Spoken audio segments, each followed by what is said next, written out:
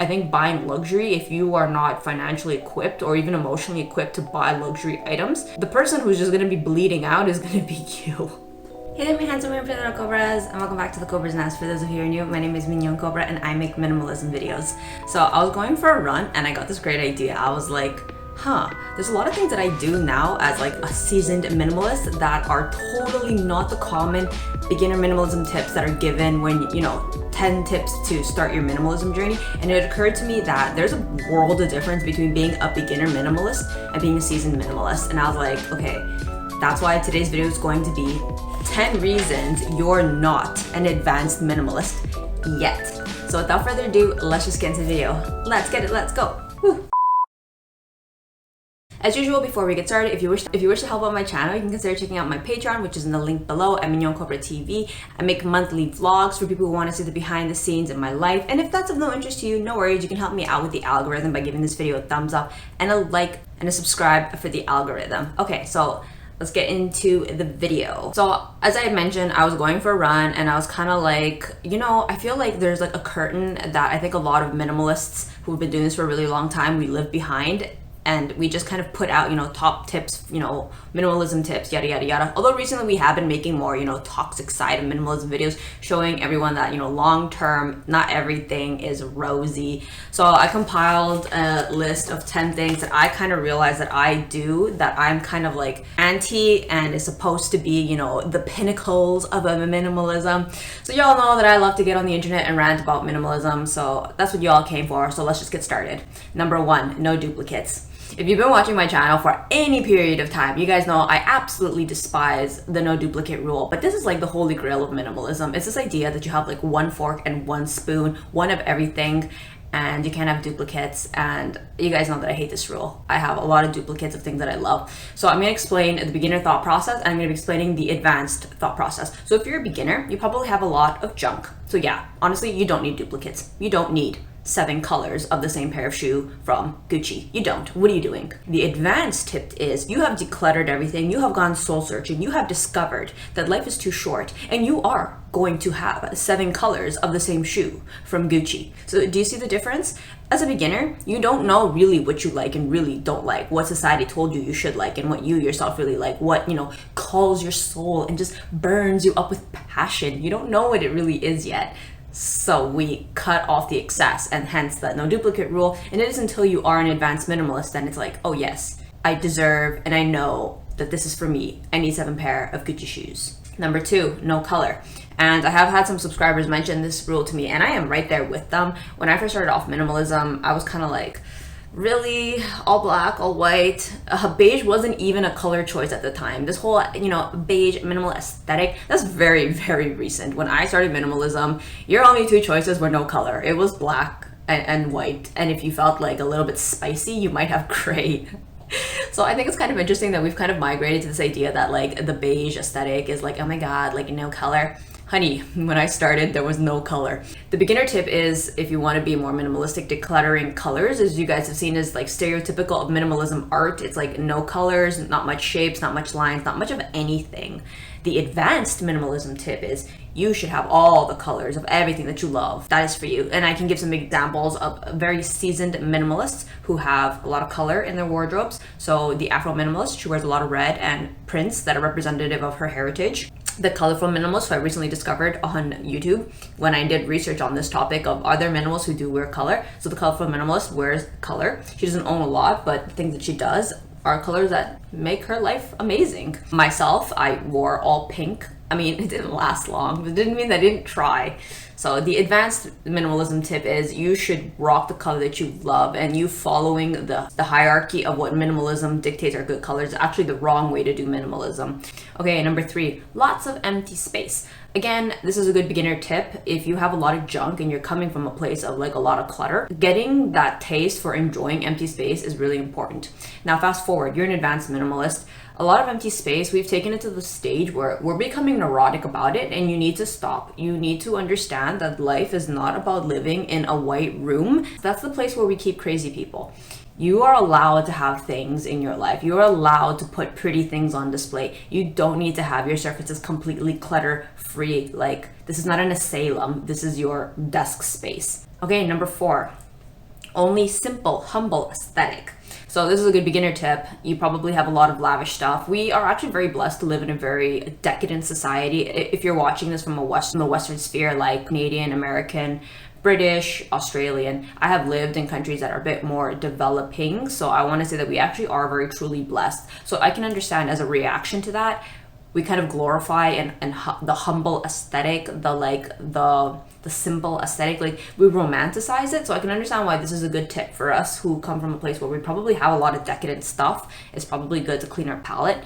On the flip side, if you're an advanced minimalist, you don't have to keep wearing your tattered clothes. Like that shirt that's like 10 years old that has a hole through it that you have to like cover up with a piece of tape. Otherwise you're, exposing your modesty. We can let it go. It's okay. It's just a garment. It's just a tool. You can buy a new shirt. And I laugh because I don't rag on other people. I use myself as the example of things that you can just do wrong with minimalism, because as much as I love minimalism, it has just been such a fun experiment to just kind of test the limits. And in testing the limits, I've kind of realized that like I've done a lot of things wrong. And I think a good example that I could give of this is like kind of like fasting. I think minimalism is the consumption version of fasting. Fasting is good. It's kind of like an extended window of like not eating. So I think minimalism is kind of like that. But just because you fast for a couple extra hours and there are great benefits doesn't mean all of a sudden, you know what, we're not going to eat for the next month or two, which I have seen. I have seen extreme fasters, and they probably have medical attention and they just drink like electrolytes with like salt, and they're doing this for like health reasons.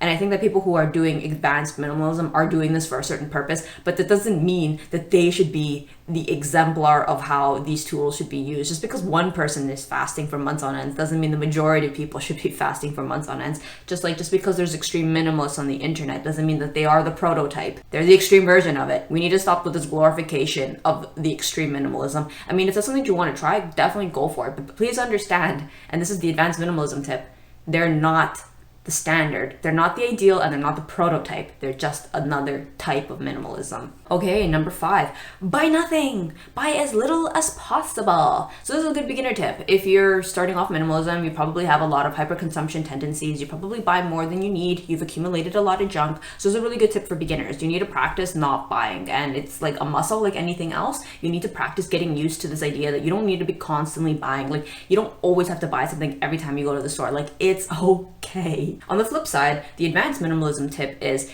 honey, please, it's okay to buy something. You're not going to not be a minimalist just because you bought one pair of socks for the year. Like it's okay. Like we're still gonna call you a minimalist, okay? You don't need to not have less than 1 week's worth of clothes to be able to have the badge of minimalism, minimalist on your shirt. Like that's not how that works. We need to stop being zealots on both extremes, on both ends of the extreme, like overconsumption and then like hermit life and diagon level of drinking water from a bowl or from a puddle. Okay, number 6, being vegan and no processed food. And I just laugh at these because it's just really funny, because these are things that I did when I became a minimalist. I started decluttering everything in my life. So I was like, I'm going to declutter sugar. I'm going to declutter gluten. I'm going to declutter animal products. So I was vegan for about 2 years. My OG subscribers know that. You guys know that during my food journey and my weight loss journey, I was so gung-ho about being vegan. And don't get me wrong, I think veganism is extremely beautiful. I also did it for religious reasons too, because as you guys know that I am not only Catholic, but I'm also Buddhist, and a lot of Buddhists don't eat animal products. So, I mean, you're probably wondering, so how come you're, back to it?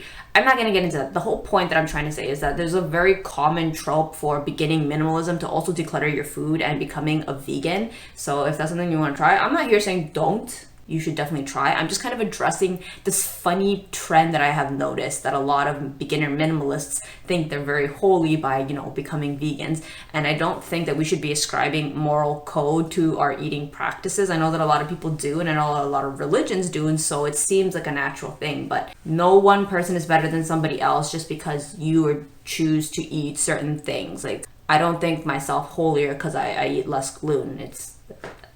I personally don't think that's how that works. On the flip side, and as an advanced minimalist, if you really have been enjoying being a vegan, you should continue being a vegan. But if you have found that after a couple of years of doing veganism and it's just really not working for you, or the whole no processed junk food thing is just driving you absolutely insane and you feel deprived and you actually are hating life, I think it's fine to quit it or take a break and then come back to it at another point in time. Okay, number 7, no tech, no social media. I don't know where this whole thing started. As a beginning minimalism tip is that you ought to be decluttering social media, and you need to be getting rid of, or us being connected. That is one tip that, along with the no duplicate rule, I actually despise. I hate this demification of the internet, or of no tech, or of social media. I probably should make a video on this because I actually had a very angry, I don't want to say subscriber, but one person's comment was this long. I replied to his comment, and an hour later he replied with this giant thing. He was just so upset that minimalists use the internet,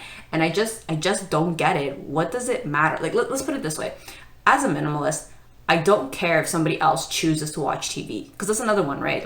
As a beginner minimalism tip, you shouldn't be watching a lot of TV. It doesn't bother me. As a minimalist, I think if you truly are an enlightened and woke minimalist, it shouldn't bother you that other people are using the internet or are watching TV. If you don't want to watch TV, and if you don't want to use the internet, that's shit from you. We shouldn't be gatekeeping minimalism. So coming back to that point, right? A beginner minimalism tip is don't use less social media, use less tech. But I think that's probably, my guess is probably because if you're hyper consuming in one area, you're most likely hyper consuming in all areas. You're probably no stranger to 10-hour Netflix binges. So this idea that no tech or less social media, I guess it's to kind of help the person wean themselves off that addiction of social media and television watching and Netflix viewing, or even YouTube viewing. These all, I guess, in some forms can be addictions. We do it for the dopamine and it makes us happy, which I don't think is inherently wrong. Which brings me into my next point of an advanced minimalism tip is you should be using it as the tool that it's intended to be. It should be a balance. You should consume media, but at the same time, you shouldn't only be a consumer. You should also be a producer. If you truly do enjoy consuming media that much, you should be part of it. You should become a content creator. If you love watching that many YouTube videos, you owe it to yourself to make content as well, because no one's going to produce better content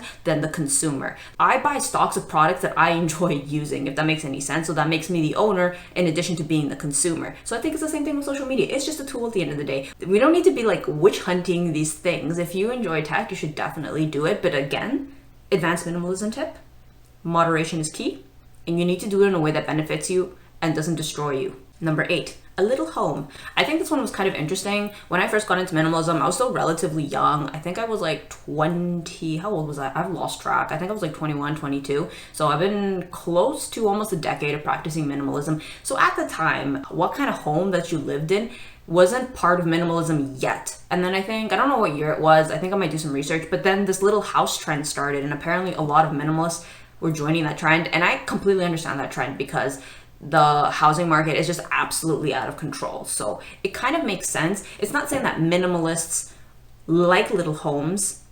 It's more they've kind of realized, I just can't afford a home, so I'm not going to kill myself with a mortgage. I'm just going to go for a smaller home. And it's in line with this whole less is more kind of ideology. So I think that's why there's this idea that, as a minimalist, therefore, you should have a small little home, and then that becomes a beginner minimalism tip. And I just want to iterate that as an advanced minimalism tip, you should have the freedom to live however you want to live. I have lived in very tiny places the majority of my life, which I almost think this little home minimalism idea is kind of a privilege because, and I guess it's also in line with this idea of minimalism in general. You choosing it is different from people who actually live in poverty, who have no choice but to live that way. So if it was up to me as a minimalist, and I think that maybe a lot of people may or may not agree with this, I think having a decent amount of space, not an obscene amount of space, not a McMansion, but having a decent amount of space is something that is in line with my minimalism. If I have the choice, I won't ever live in a little house. If I did, it's because financially I have no choice. But if I had a choice, I wouldn't choose to live that way.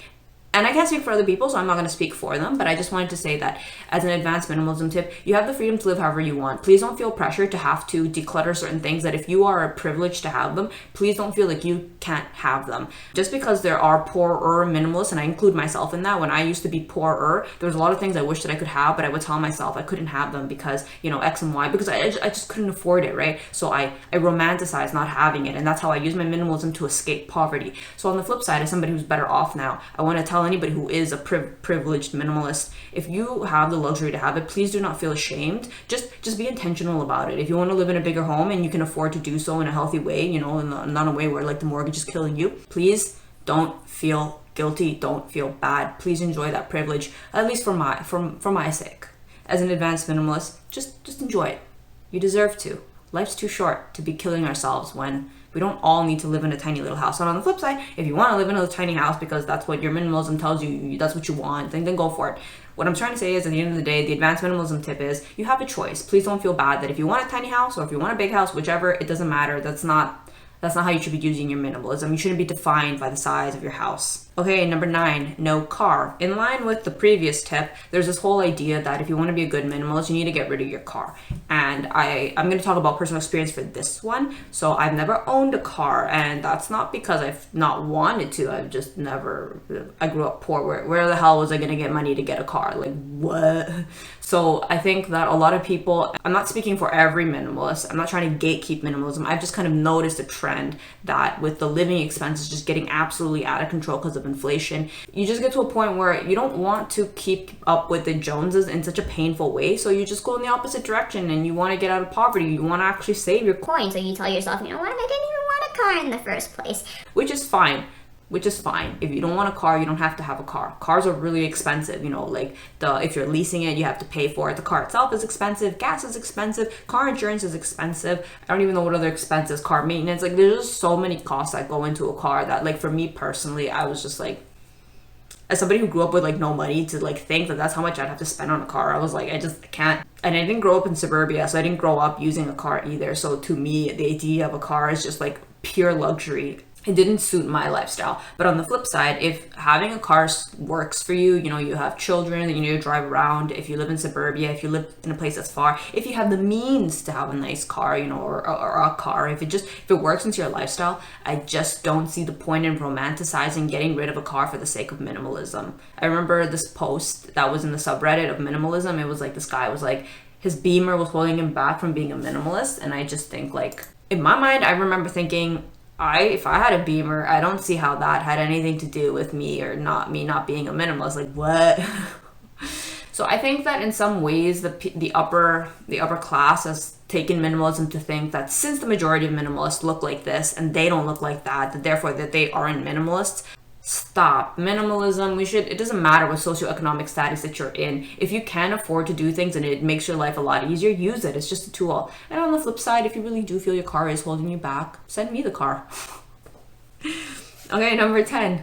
Money is not important. I've seen this common trope in the minimalism circle. A lot of people are like dismissive of money, or they feel like they're above money. Money's not important. As a minimalist, they become woke and realize that money's not important. I don't know how this came about. I have never in my life ever thought money was not important. Like, when you grow up without money, or at least very little money, or let's put it this way, when you grow up on welfare and you realize, like, money's kind of important, I feel like people are deluding themselves. I like to think that the only people who can say that money isn't important is people who grew up with money. But the only reason that you have the luxury to say that money isn't important is because you have money that provides you the luxury to say that money isn't important. Which, there's nothing inherently wrong with that. I think that's a wonderful blessing. If you grew up well-to-do, to a point where money's not important, I think that's wonderful. And then if that's really truly how you feel, that's amazing. But I just don't think that's a very good minimalism tip. I just don't think that we ought to be telling new minimalists that money's not important. Like,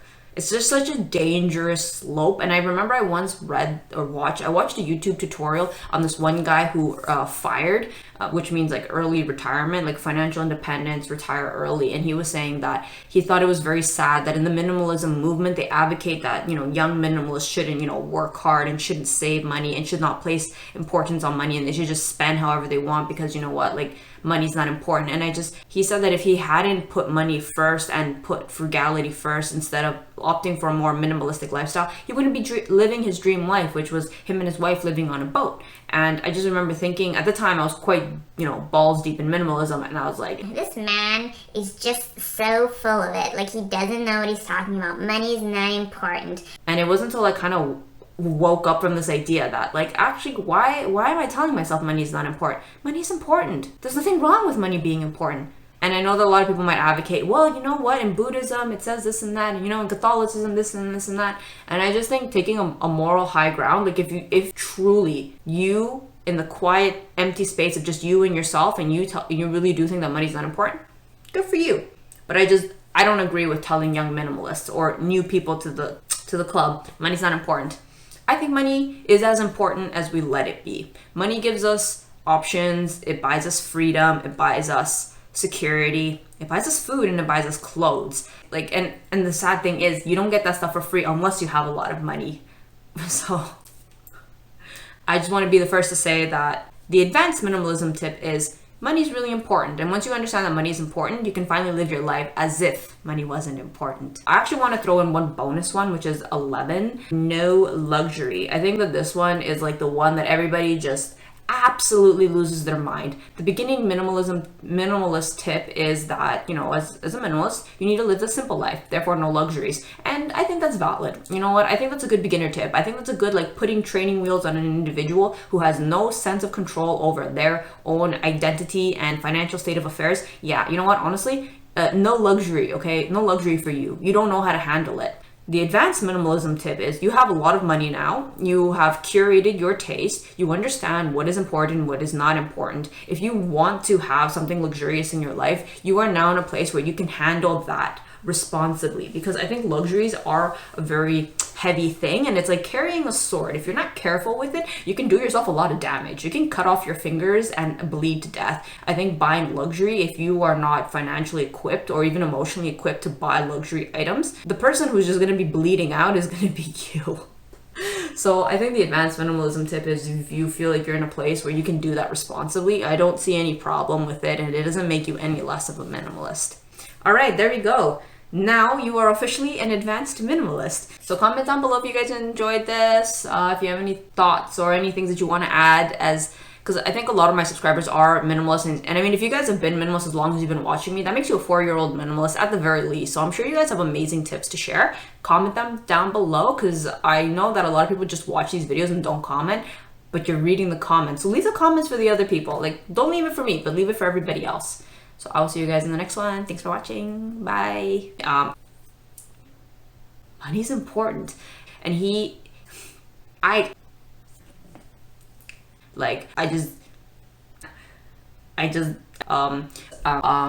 know, you can buy a new bra.